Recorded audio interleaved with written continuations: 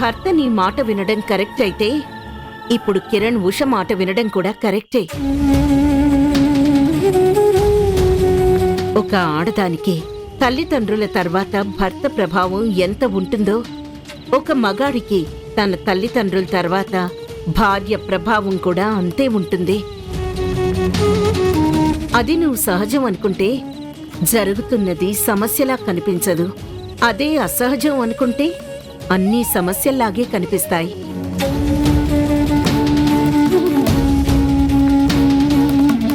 చూడు కిరణ్మయి, కిరణ్ పెళ్లి నీ ఇష్టానికి వ్యతిరేకంగా జరిగింది అనే ద్వేషం నీ కొడుక్కి శాపంగా మారనివ్వకు. నీ కోడలు నీ కొడుక్కి నీకు దూరం పెంచుతుంది అనే ఆలోచన నీ కొడుకు భవిష్యత్తుకి అన్యాయం చేస్తుందని మర్చిపోకు. డాక్టర్ చెప్పినట్టు చేయకపోతే కిరణ్ మతిస్థిమితం పోయి తన జీవితమే కోల్పోతాడు. నువ్వు నీ పిల్లల మేలు కోరి తల్లివి. అలాంటి నువ్వు పంతానికి పోయి మొండిగా ప్రవర్తించకు.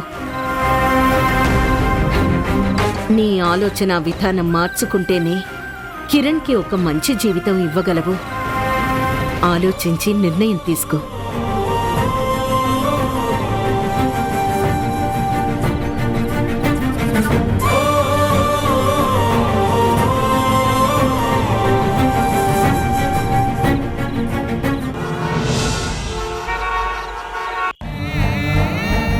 నువ్వాడి పక్కన నిలబడినప్పటి నుండి వాడికి సమస్యలు స్టార్ట్ అయ్యాయి. నీ మెడలో వాడి చేత తాళి కట్టించుకున్నప్పటి నుంచి వాడి చుట్టూ కొన్ని సుడిగుండాలు పుట్టుకొచ్చాయి. ఇంట్లో ఇలాంటి పరిస్థితి ఒకటొస్తుందని సహాయానికి పిలిపించుకున్నావా? ఇక్కడ మీ అన్నా చెల్లెళ్ల ప్రేమలు చూడటానికి ఎవ్వరూ సిద్ధంగా లేరు.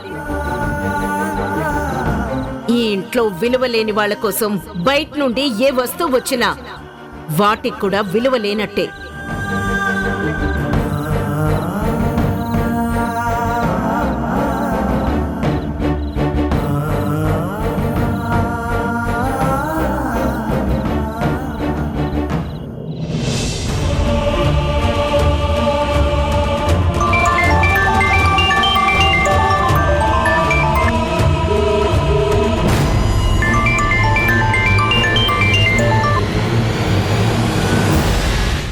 వీడేంటి ఫోన్ లిఫ్ట్ చేయడం లేదు?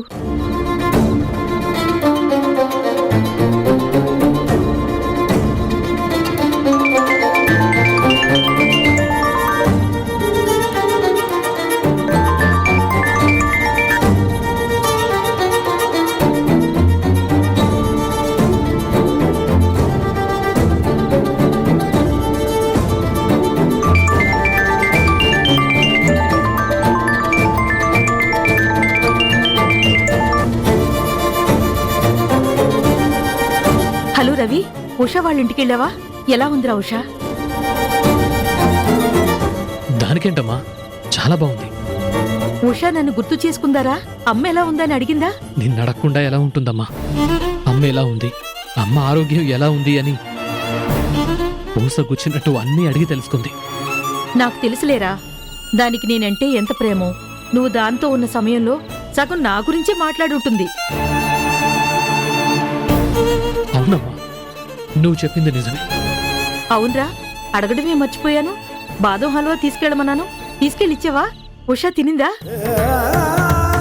ఈ ఇంట్లో విలువలేని వాళ్ల కోసం బయట నుండి ఏ వస్తువు వచ్చినా వాటికి కూడా విలువ లేనట్టే. తీసుకెళ్లి బయటపడే.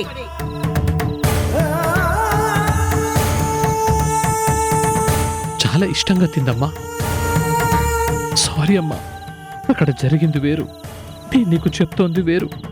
ఎందుకంటే అక్కడ జరిగింది నేను నీకు చెప్పలేను, చెప్పి నిన్ను బాధ పెట్టలేను.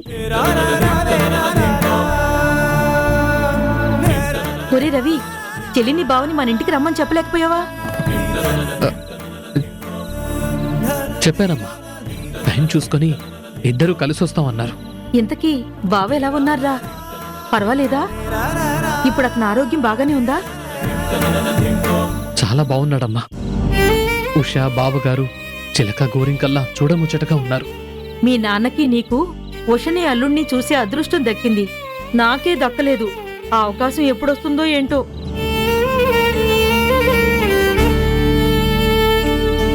రే రవి, ఉన్నవారా?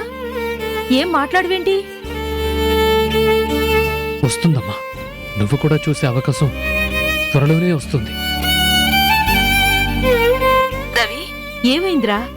మాట్లాడడానికి ఎందుకు ఇబ్బంది పడుతున్నావు? ఏం లేదమ్మా, బానే మాట్లాడుతున్నానుగా. అమ్మా, నేను తర్వాత ఫోన్ చేస్తాను. సర్లేరా, ఇంటికొచ్చాక మాట్లాడుకుందాం.